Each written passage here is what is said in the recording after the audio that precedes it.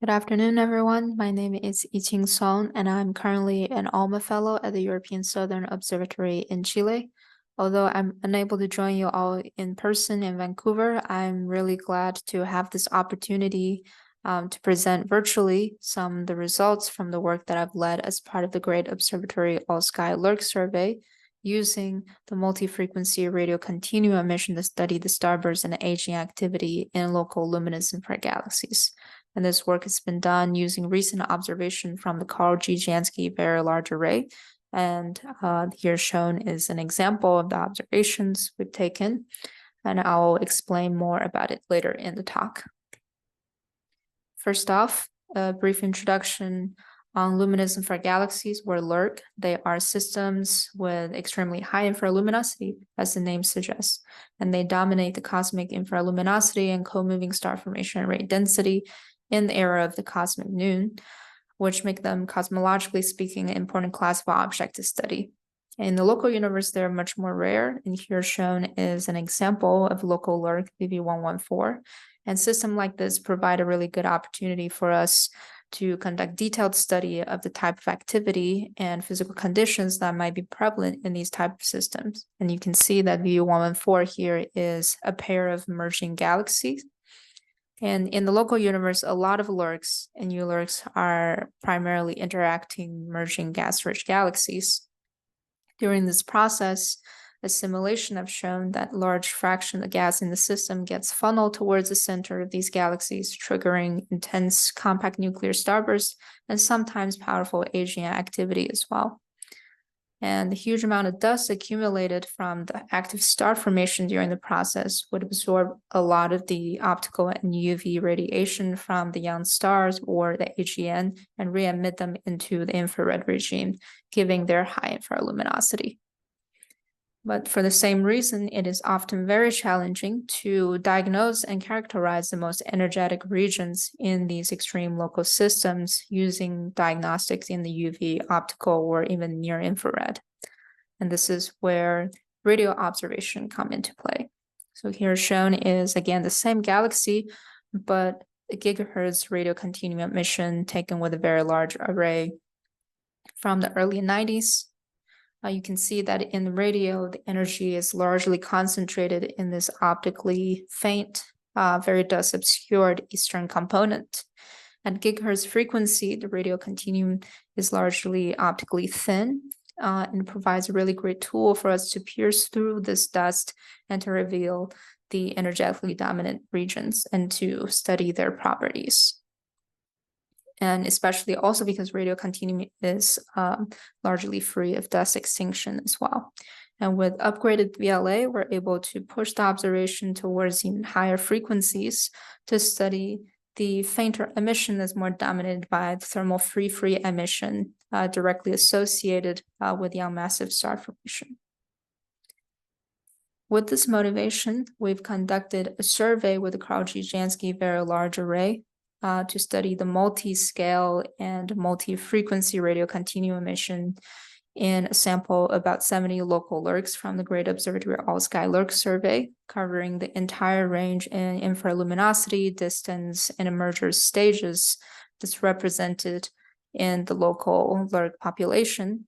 And here I just want to highlight that towards the higher frequency and high resolution portion of the survey, we are able to resolve this very energetic and compact eastern component VV114 into this individual compact knots of about 100 parsec scale in size. And this is roughly the size of giant molecular clouds, which is the fundamental units for galaxy star formation. And the high resolution portion of the survey is what I will be focusing on talking about for the rest of the talk. And so here shown are more examples of some of the images for the galaxies in the survey and the high resolution end.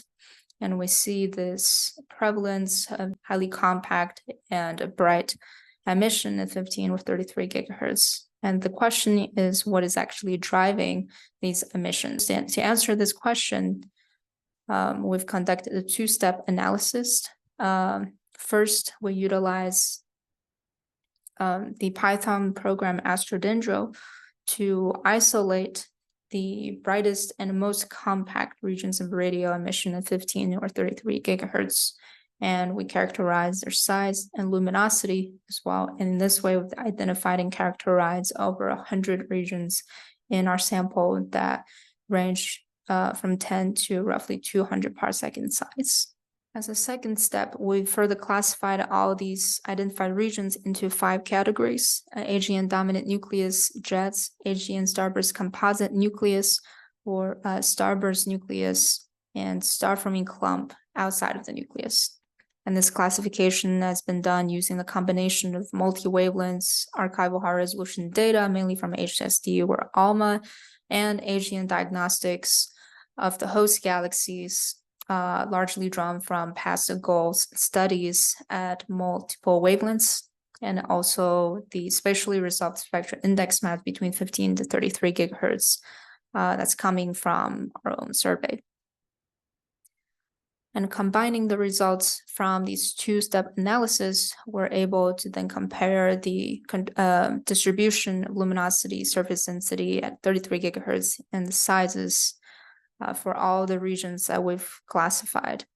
And interestingly, what we found is that at any given size, AGN and AGN-starburst composite nuclei show up to 3 orders higher magnitude and luminosity and surface density at 33 gigahertz compared to the star-forming clumps and starburst dominant nucleus. And this means that in these nucleus, there could be some other activity that is not happening in the star-forming clumps that's elevating the emission, their emission at 33 gigahertz. And one possibility is AGN activity. And for the AGN and starburst nuclei, because there's no clear AGN identification at other wavelengths for their host galaxies. And it's very possible if AGN activity exists and that this activity would have to be heavily obscured by dust. And we're probing these dust-obscured AGN emission with the radio.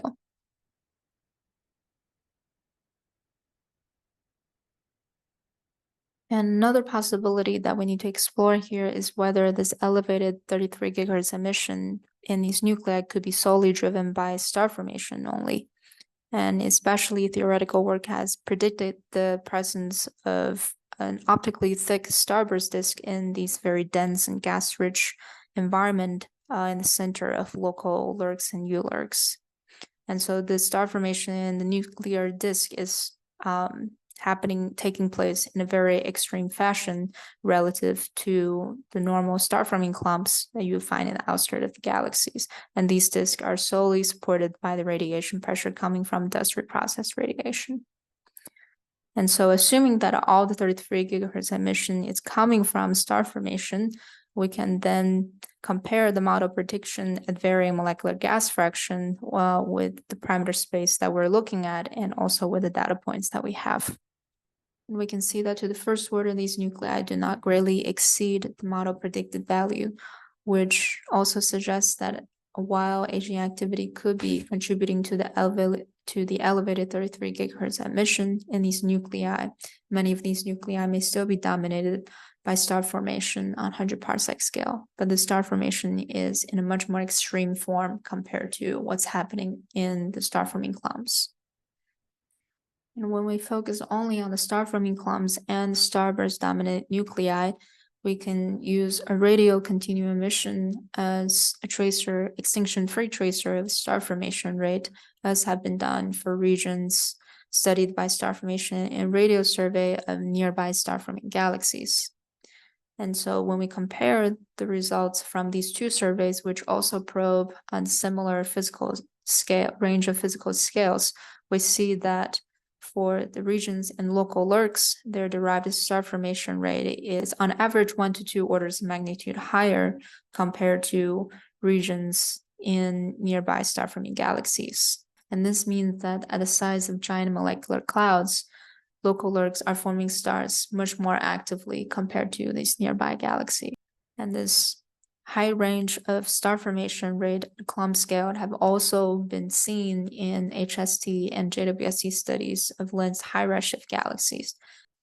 However, the regions in local LIRGs have notably smaller sizes compared to these clumps in these high redshift galaxies, which suggests that star formation is happening in a much more compact configuration in these local LIRGs compared to these high redshift star-forming galaxies. And lastly, just to briefly comment on the low resolution portion of the survey where we can actually sample the 3 to 33 gigahertz radio SED and matched physical resolution of kiloparsec scale, we see that the star-forming clumps show significant spectral flattening towards 33 gigahertz, which indicates at this frequency thermal free emission coming from star formation is actually dominating the emission, which also validates its usage as a direct tracer of star formation, right? However, as we've seen earlier, these systems are very active in star formation and they host very compact nuclear activity. So at the kiloparsec scale or beyond, when we try to correlate the radio emission with the far infrared emission probed by Herschel at much lower resolution, distinguishing between emission from AGN and star formation becomes even harder. What we need here is not only a wide frequency coverage from the radio to the millimeter, but also a uniformly high resolution across this frequency range that is very much needed to study the compact emission that is prevalent in these extreme local systems. And this is exactly what the next generation radio facility will be able to provide us. And for the sub-kiloparsec structures that we've been studying with the ngVLA and now concurrently with the JWST and ALMA, SK1 and ngVLA will be able to provide a good anchor on the low frequency radio emission coming from the same structure at matched physical scales. And this will allow us to characterize the spectral turnover of these structures and also how they vary within the galaxy and along the merger sequence. ngVLA will be able to allow us to sample the full radio submillimeter SED at matched resolution of 100 parsec scales. And this will allow us to more accurately separate the contribution from radio synchrotron emission and thermal free emission. And furthermore, it will allow us to actually characterize intrinsic synchrotron spectrum at the scale of the individual star-forming clump and study how cosmic rays propagate within these very dense environment. And of course, ngVLA would also provide us information on the cold molecular and neutral gas, as well as warm ionized gas at the scale of individual superstar clusters. And combined with existing and upcoming multi-wavelength instruments, we'll be able to probe the full life cycle involving the formation and feedback of these superstar clusters. Having this radio coverage is especially important as many of these young and massive superstar clusters could be heavily embedded in dust and not detected in optical at all, as revealed by this recent JWST work led by Linden et al. On VV114. Last but not least, with ngVLA's capability to reach sub-milliarc-second resolution, we'll also be able to directly detect and isolate the AGN core emission from the active circumnuclear star formation in these very compact nuclei in these extreme local systems. And this would greatly advance our understanding of how supermassive black hole co-evolve with host galaxy along the merger sequence. And I'll leave my summary slides here, and I'll be online to take any questions you may have. Thank you all very much for listening.